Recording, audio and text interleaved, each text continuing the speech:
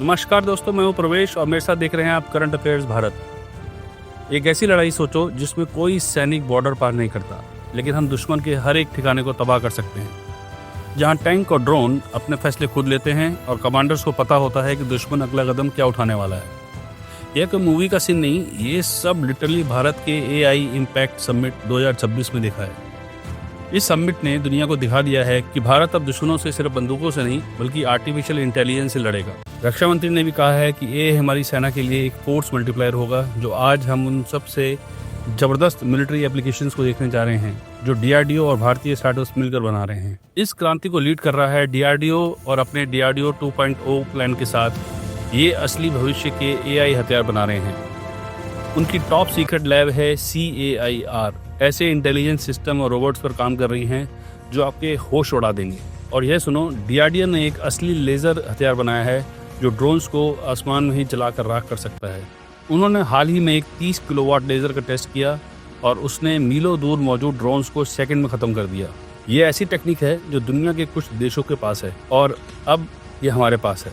कुछ कड़े सबक सीखने के बाद भारतीय सेना और वायुसेना ऐसे ढेरों सिस्टम खरीदने की योजना बना रही है। उन्होंने दीर्घदृष्टि का नाम का एक अभ्यास भी किया, जिसमें उन्होंने बहुत ऊंचाई पर AI सेंसर और ड्रोन्स का परीक्षण किया ताकि 1000 गुना तेजी से फैसले किया जा सके। लेकिन ये जंग सिर्फ सरकार नहीं लड़ रही।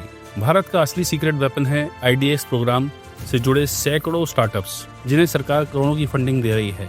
ये युवा कंपनियां ऐसी टेक्निक बना रही हैं जो हमारी सेना को अजय बना सकती हैं। जैसे मुंबई का स्टार्टअप अजनॉलेंस ऐसी क्रेजी मिक्स्ड रियलिटी हेलमेट बना रहा है जिसे पहनकर सैनिक मिशन की प्लानिंग और ट्रेनिंग बिल्कुल नए तरीके से कर सकते हैं। फिर चेन्नई की बिग बैंग बूम सॉल्यूशंस है जो असली सी थ्रू आर्मर पर काम कर रही है। यह ऑगमेंटेड रियलिटी का इस्तेमाल कर एक टैंक के अंदर बैठे सैनिकों को बाहर का 360 डिग्री व्यू देगी। क्या आप सोच भी सकते हो, यह कंपनी एंटी ड्रोन सिस्टम्स और कई दूसरे जबरदस्त प्रोजेक्ट्स पर भी काम कर रही है। ये साबित करता है कि मेक इन इंडिया सिर्फ एक नारा नहीं है, हम सच में अपनी खुद की ना रुकने वाली डिफेंस टेक्निक बना रहे हैं। और सेना सिर्फ यह सामान खरीद नहीं रही है, वह इसे अपने हर एक ऑपरेशंस का हिस्सा बना रहे हैं।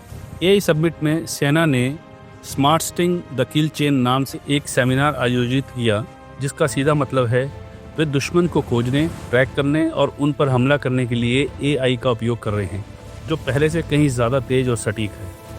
तो पहले से ही सीकर 2.0 नाम से एक फेशियल रिकॉग्निशन सिस्टम इस्तेमाल कर रहे हैं जो भारी भीड़ में भी बुरे लोगों को पहचान सकता है। वे हजारों सैटेलाइट तस्वीरों को स्कैन करने के लिए भी AI का इस्तेमाल कर रहे हैं ताकि सीमा पर होने वाली हर एक हरकत पर नज़र रखी जा सके।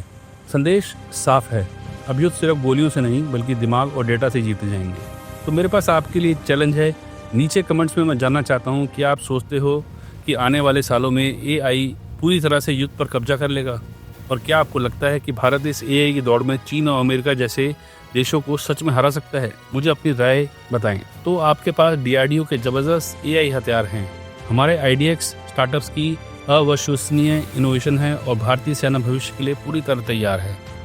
जब आप इन सबको एक साथ देखते हैं तो साफ है कि भारत डिफेंस टेक्नोलॉजी में सिर्फ एक खरीदार नहीं बल्कि एक ग्लोबल लीडर बनने की राह पर है। भारत की तैयारी देखकर एक बात तो तय है, भविष्य के वार गेम के नियम अब भारत लिखेगा।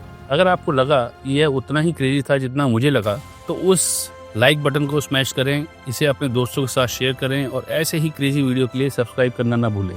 मिलते हैं आपसे नेक्स्ट वीडियो में। जय हिंद।